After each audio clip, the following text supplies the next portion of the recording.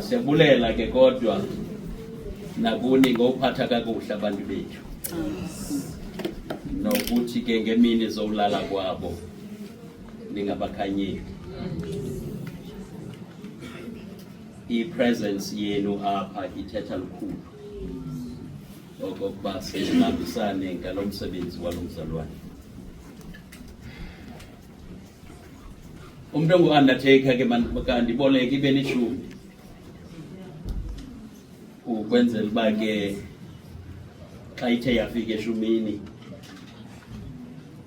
sizokhululana lo mzalwane aphume apha lisekhona ilanga.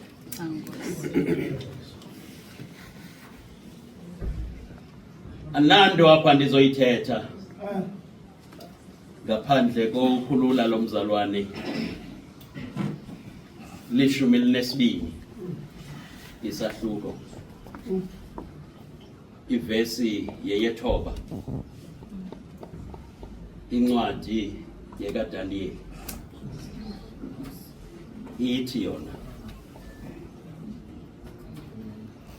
saphendula ke sona isithunywa sathi hamba Daniel ngoba zonke izinto zawude litywine lifike nokusongwa kwexesha. Hamba Daniel. Izothetha nje lo mazwi. Sisiphelo esi sala ncwadi.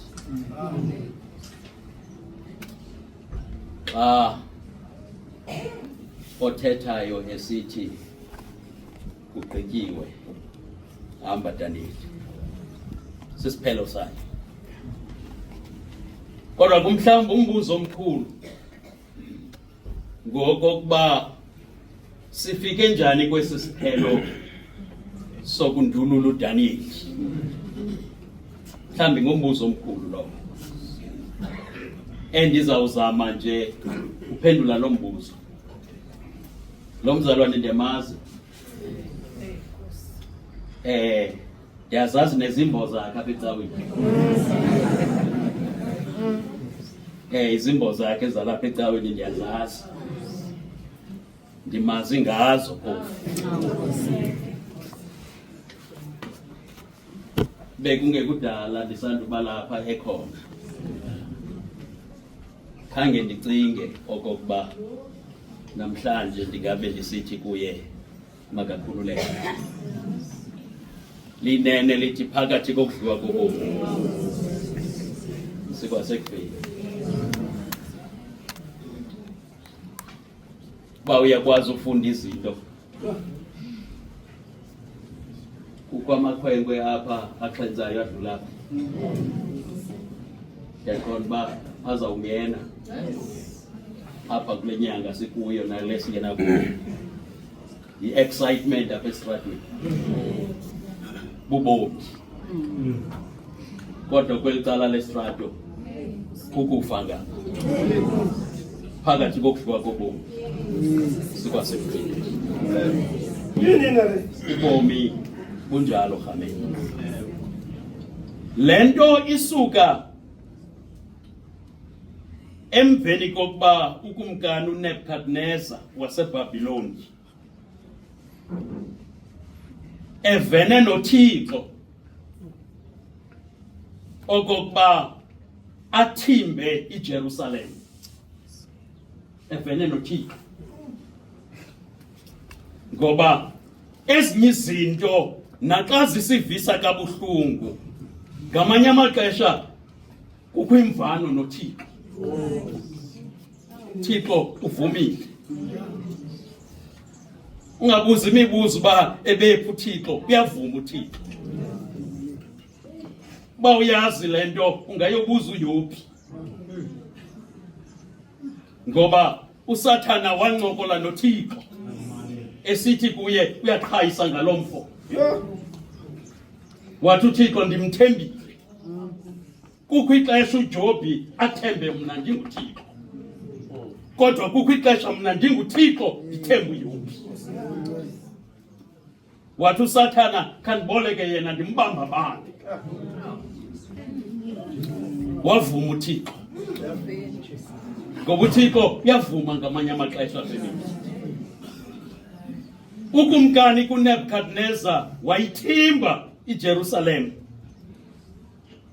Ekuyithimbeni kwakhe wathatha abafana abancinci apha eJerusalem, nguDanieli, nguShadrach, nguMesheki, nguAbednego. Wathatha bobane aba bafana ukwenzela okokuba bayokhulela phantsi kwesandla sikakumkani.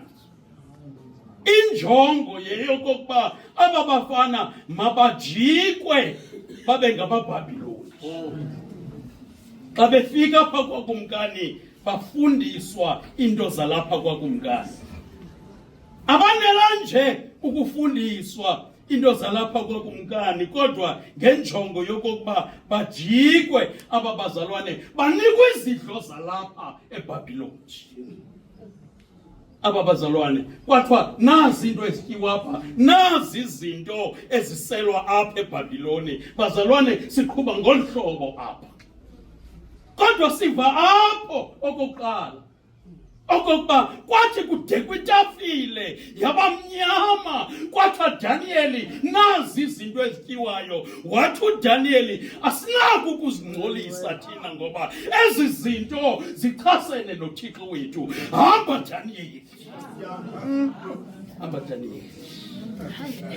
Watsho kanjalo lo mfo, wathi we have resolved okokuba thina asizuzutya izinto. We have made up our mind okokuba asizuzitya ezo zinto. Yitest yokuqala leyo adibana nayo uDanieli yokokuba kuthiwe nantsi ofa. Abantu abaninzi abalapha bayazithanda iofa, ngoba beyinikiwe ngeba beyamkele.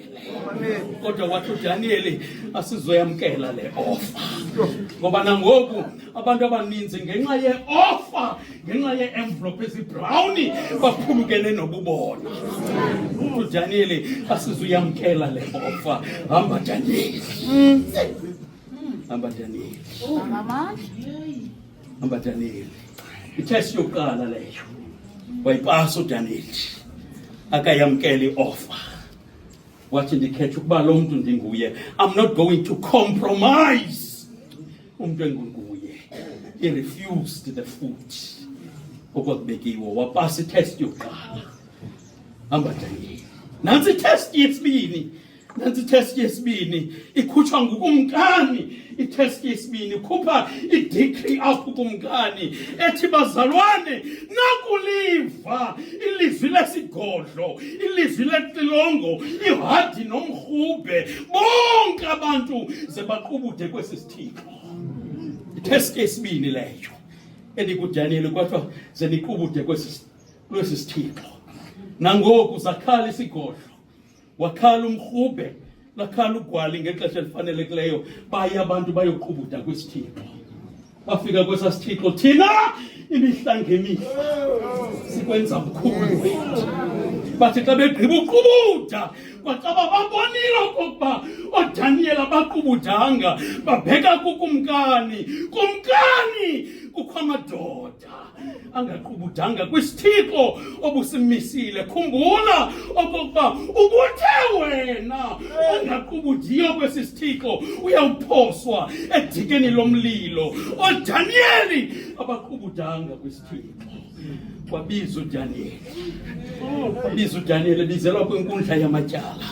Nangu umbuzo kakumkani, Danieli, nenza ngabomna, nenza ngabomna. Mamela xa phendula uDanieli wathi, akukho kuthi ukuphendula kule nto.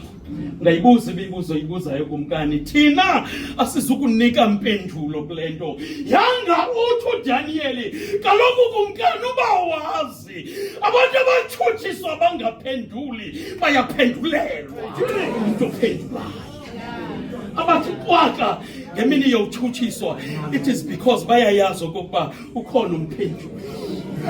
Abantu abangaphenduliyo, hamba Danieli, hamba Danieli, ukhona umphenduli wabantu abangaphenduliyo. batsho abazalwane watsho wancama ukumkani esithi yabazalwane igunya likum lokunifaka edikeni lomlilo nokunikhupha kulo nenza ngabomna bathi sizukuphendula ngoba sinomphenduli ngasenxa. Bathi bangaphenduli abazalwane bafakwe edikeni lomlilo. Kuthiwa wabaswa lamlilo. Wabaswa lamlilo ngokuphindaphindweyo babotshwa abazalwane baziswa apha emlilweni. Bathi abantu ababe bafaka ithi iBhayibhile ithi abantu ababe bafaka emlilweni bahawulwa ngumlilo basweleka. Abantu abafaka abanye abantu emlilweni bahawulwa ngumlilo bona basweleka. Bawube befakiwe uDaniel. Akho mntu waziyo okokuba intambo eyayibadibanisile yaqhawulwa ngubani. Akho mntu yazi. Into echazwa iBhayibhile nje into yoba abona la madoda etabhata emlilweni ehamba kakuhle wasuka umuntu okhangeleyo wathi enye indoda le besingayifakanga ivelaphi ngoku ngoba unjalo uThixo kaDaniel akawucima umlilo kodwa usuka ngene emlilweni nabantu bakhe. Hamba Daniel. Itest yesibini leyo. Itest yesibini ephaswa nguDaniel. Ile nto ndizokuthi namhlanje hamba Daniel. Itest yesithathu kunepati phakwa kumkani. Kuyabhiyoza kune-celebration. Intente igcwele isitrato phakwa kumkani. Kuyabhiyozwa phaya kumandi. Kuthe kusemandi phaa kubhiyozwa kwakumkani kwavela isandla sabhala edongeni. Mene tekela ufasini wena yonakala ipati emveni koba usandla sibhala umbhalo. Yonakala ipati. Wafuna ukwazi ukumkani okokuba ithetha ukuthini le nto.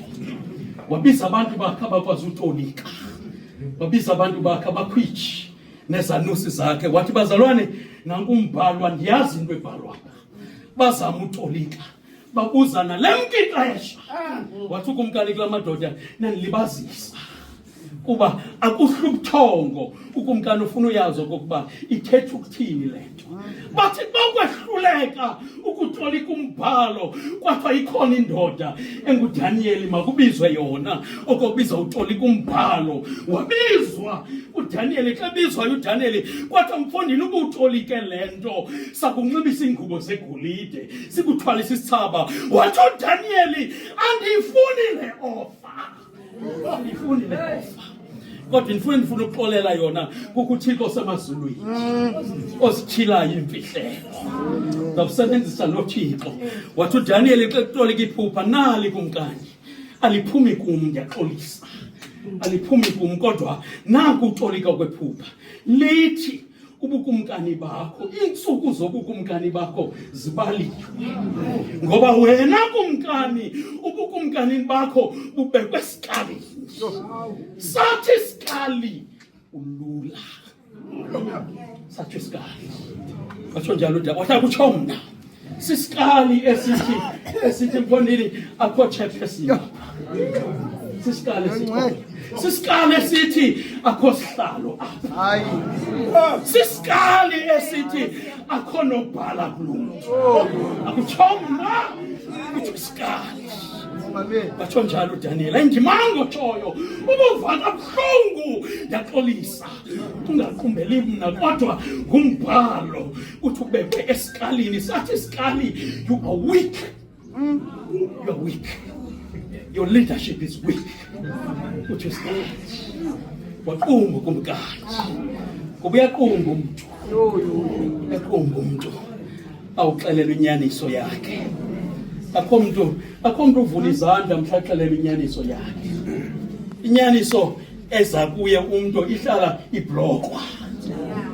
Uhlala ibloka. Inyaniso waqumba kumkani. Hamba Daniel. Kodwa mandigqibezele undertaker. uDaniel wonyuselwa apha bazalwane. emveni kokutolike laphupha wenziwa enye yerhuluneli zalapha namadoda amathathu bamiswa kwabazirhuluneli kanti balumkela abantu ngemini bekunika isihlalo.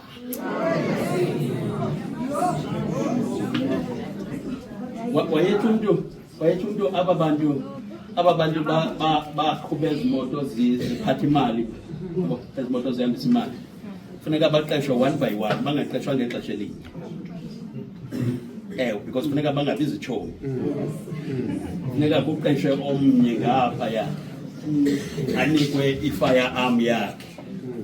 Kuthiwe kuye, yabona le yakho i-powerful ukudlula eziya zabo. Sifunika lena ngabomu ubajonge. Bamba bathathu. Lo wesibili naye uqeshwa ngolo hlobo kuthiwe le yakho namandla udlula eziya. Bagada bohamba nabo. Lo wesithathu kunjalo because funeka bahambe nje begadeza. Because ukhe bavana iyahamba le mali. Funeka bangabizi chomi. Apha bazalwane benyuselwa noDaniel apha kanti banikwe assignment. Fakani lo mzalwane kwinto ene corruption. Ze athawungena nibuye nizommangalela. Si ready thina uku receive isimangalo. La hamba ixesha. Kwabuzwa madoda anide nize nacho. Yathi impendulo yala madoda uthembakele lo mzalwane emsebenzini wakhe. Siba ngathi akho chaphaza. Hamba Daniel. Siba ngathi akho chaphaza.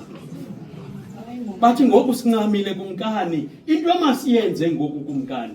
Khawuphinde wenza icebo ukhuphe i-decree. Okokuba ngexesha elithile makuzoqhutyudwa apha kuThixo. Ize indoda engaqhubudiyo uyixelele okokuba izawufakwa emhadini wengonyama.